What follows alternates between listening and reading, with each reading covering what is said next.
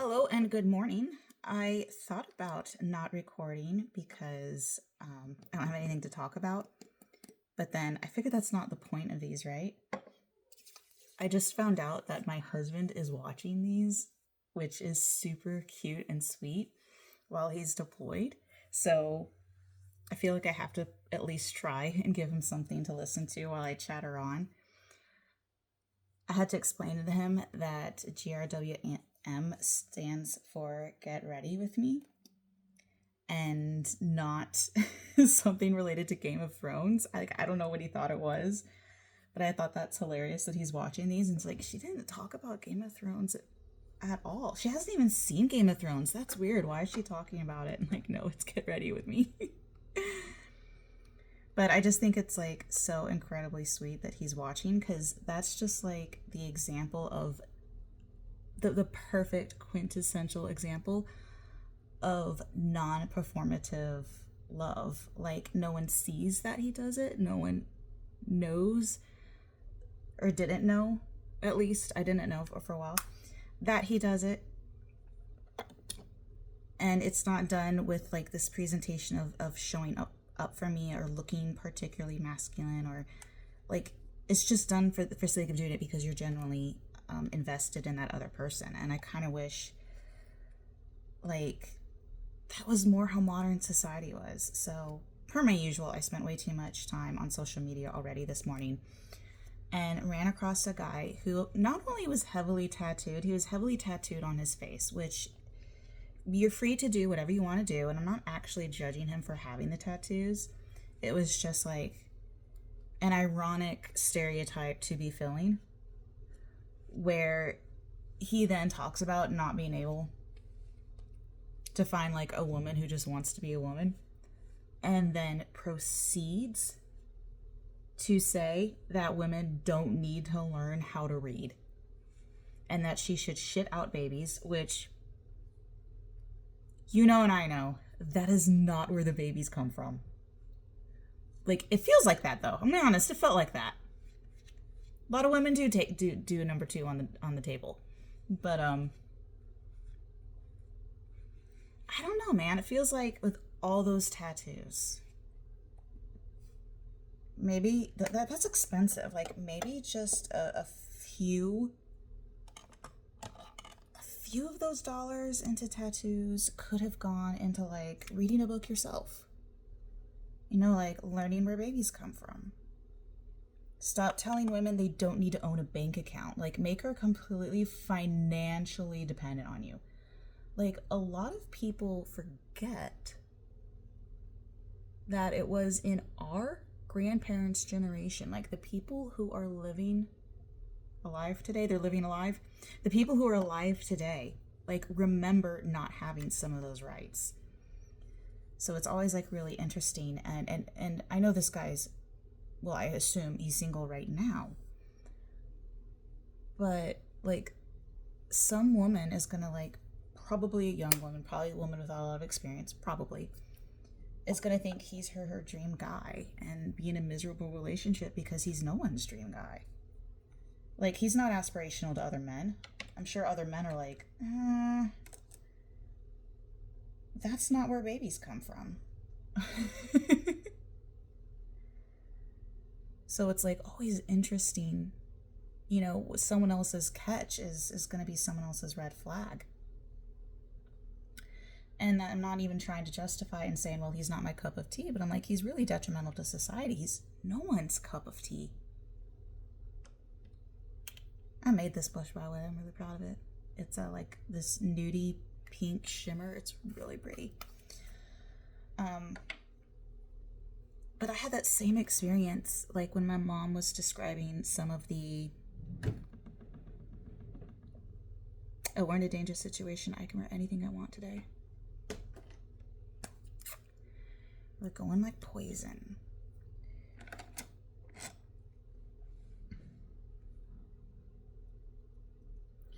But we had a similar situation, or a conversation, I should say, discussing some of my relatives who, she's been divorced 5 times. She's out of the marriage game, I think, now. But it was always kind of weird, like her partners and her husbands, boyfriends to fiance to husbands, were always such a red flag. Like everyone else around her could see that this person was not a knight in shining armor. So she was talking about like she found like the best husband. She is married again, I think. Just like the best husband that she has is, he treats her decently and he's like fine. But he's mediocre. She's like, he's a B-roll husband. Like, he doesn't beat her. He's not into kiddie porn. He's not an alcoholic.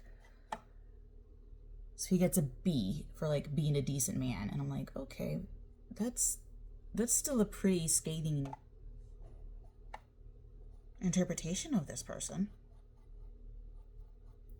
But then I just think about like my dad and like our relationship growing up. But like how much my mom loves him and how much they've been in like this amazing relationship together for, I think they're at 39. They've been married 39 years. And somehow they haven't divorced each other. That's also the secret to a strong marriage. Like, it's not that there aren't bumps in the road, it's that it's kind of miraculous that they're still together. But I'm like, Mom, other people will look at Dad as a B husband, right? Like, what matters is that the person's right for you. What matters is that there's genuine love in the relationship. There's not a checklist that you can have. Like, I tease my spouse about this all the time. Like, I would not have put cat allergies on my list of spouse. There's something really, really unsexy and I guess unmasculine. It's not really unmasculine, but it doesn't feel good to have like your spouse just taken out. It's just decimated by cats. Right? They're snotty, their eyes are red, they can't sleep, they have to like hack up their lungs just to like breathe the air when they're in the room with a cat. It's like you say you would take a bullet from me, but you can't even take on this cat. Like, I don't know. Like, it's not really about the checklist that you have in mind for your spouse, it's about how they perform. And that idea of knowing that you found your partner just through that simple act of non-performative love. Like my another example of that is his father. Actually, they came over to stay for a few days and watch the kids because I had to work and do some military drill. And they cleaned my bathrooms just while they were home. Like, they didn't need to do that. They weren't asked to do that. But I was so incredibly grateful that they gave me that time and that space back on my calendar, because I had not cleaned them in like a good 2 months, just with the kids and how busy I've been and stuff. And it wasn't to make me feel shamed about doing it. It was just because they loved me and they saw that that would help me out and that they needed to do that. Also, I think my father-in-law just gets bored. Like, he can't not have a project to do. He reseated my rearview mirror in the van while I'm thinking about it too. Like, he just didn't, and installed 2 lighting. The 2 lights were the previous weekend, but yeah, he's something else. So I just love that idea of like, what does your spouse do for you or your partner, right? You don't have to wait till you're married.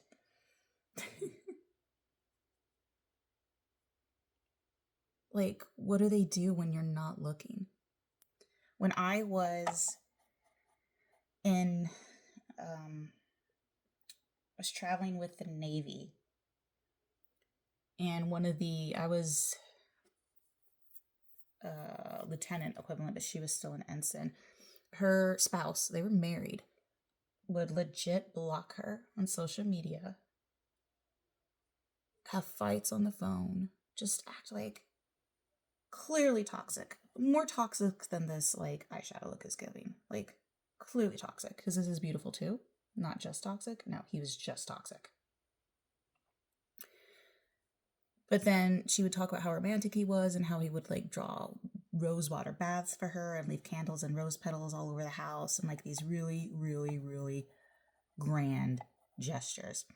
But like, that's not how relationships are built. They're not built on these grand gestures, they're built on those day-to-day moments of love. They're built on that connection you form every day. There's probably people who've written on it, but my background's in leadership, and one of the things that I know from like reading and researching into that field is it's actually the same thing even in like non-romantic relationships. Like you have to commit in your interactions at the in-person level.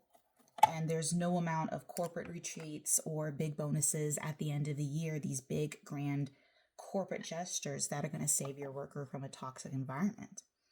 And I just wish like a lot of women would like see that and see that in their worth is there's no amount of romance that's going to make up for the fact that your spouse doesn't really care about you during the times in between. And like my spouse isn't really romantic. It's just not his thing. But he shows his love for me in like so many little unfathomable ways that I'm not worried or missing out on those big gestures. And he does do the bare minimum. Like I'm not writing him off as like, well, he forgot my birthday, but he's really sweet in between. Like no, he does the big milestones too. So I guess that's just like, I need more pop to this blush to balance out this eyeshadow look. I guess it's just like my PSA to like people who are in, you know, those kind of relationships is like, you don't have to accept that. Like if you're in a relationship with a guy who's a douchebag and has face tattoos, go be in a relationship with a guy who has face tattoos and isn't a douchebag, right? Like that seems to be the basics. This is the palette they use by Fantasy Cosmetica. This is like the most gorgeous thing they've done so far. I love it. What am I doing for my face? I don't know yet.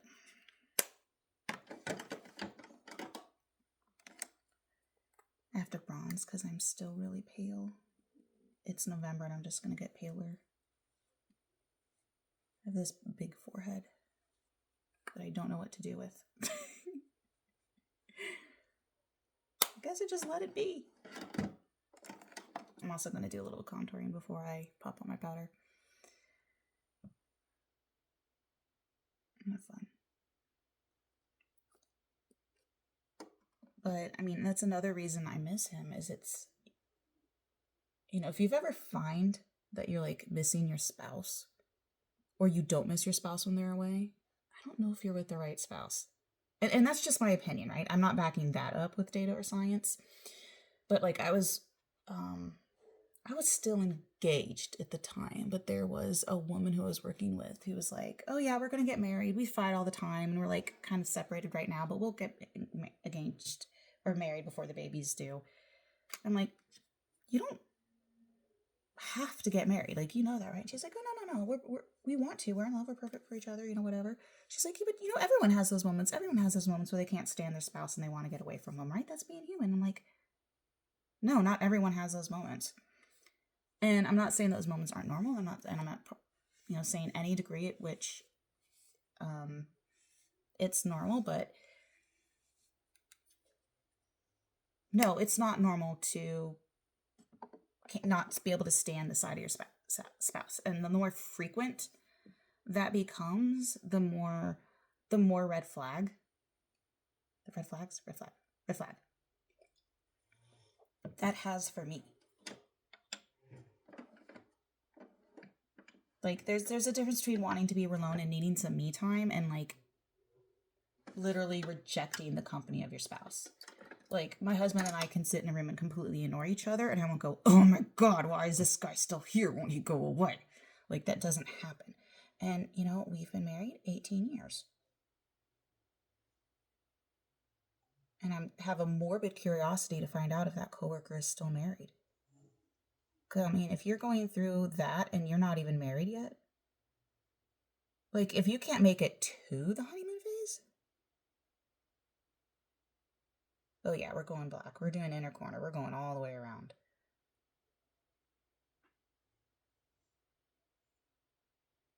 I want to look like a tropical fish. That doesn't bode well for your marriage.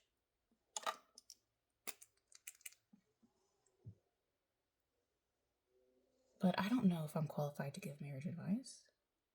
Maybe I am full of shit. Maybe I'm very unusual in the fact that I've never had that feeling for my spouse. But then again, I've also had people give me marriage advice who were on their third or fourth spouse, and I'm like, I don't think you're qualified either.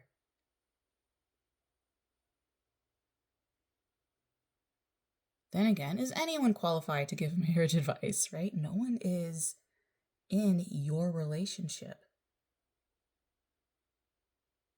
to see things from your perspective and to know how you two feel about each other.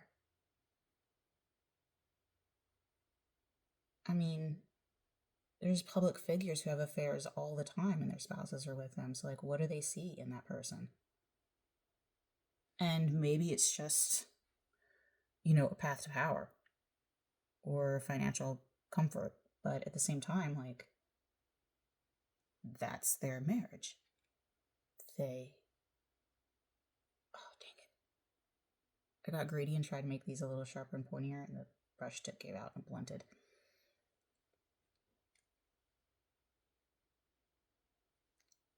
Like, that's your call.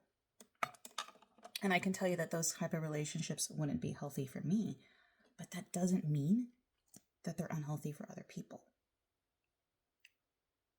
But we've got to draw the line somewhere. And having your spouse tell you you don't need a bank account, a job, and you didn't need to put out easy, and you shouldn't put any thought into being married kind of seems like, oh, that just seems like maybe there are rules, and maybe that's the rule. Maybe he's the rule violator and the one I don't want to be a part of. Okay, I'm really, really happy with today's makeup look so far. And I'm also really, really happy with, you know, my spouse, with all the things that I'm going through. It's nice to have something to look forward to. So I couldn't imagine being like, ugh, when he comes back from his deployment, I'm going to have to teach him how to do everything. You know, I don't have to fight weaponized incompetence. I don't have to find a guy who's like a backseat driver. Well, he is literally a backseat driver, but that's okay because I'm a passenger princess. I bet I could count the number of times on one hand that wasn't like a really long road trip where he like needed to nap that I was driving him. Those 2 times we had gone out together to like drink at a friend's house, and then like that time he had surgery and he had his wisdom teeth removed. He couldn't drive. Which, by the way, is like so gendered because when I had my wisdom teeth, I was taking out phone calls and cleaning the house and taking care of our kid when I had my wisdom teeth removed that day. But yeah, he couldn't walk. So kind of interesting how that played out. And then I'm trying not to use this Fenty lip balm every day, but it's that pretty, so I'm just going to because I want to, but I'm going to try it with a different lip liner. I'm going to try it with a cool brown as soon as I find it because I've lost it. Nope, it's just short. ColourPop's really nailing it with this liner.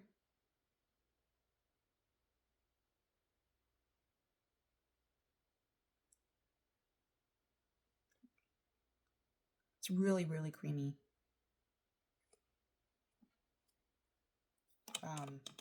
That's got real decent quality. You know, ColourPop can be hit and miss, but that's definitely one of their better products. And then here's the Grape Splash. Yeah, Grape Splash that I've been wearing every day.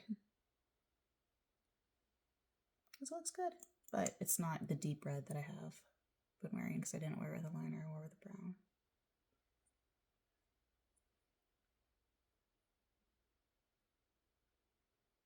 Honestly, I think that deep burgundy would have been really pretty, but I'm going to leave it just because I want something different. So overall, that's the look today. I think that's pretty. Thank you for joining me on this Get Ready with me, and I hope to see you again shortly. Bye!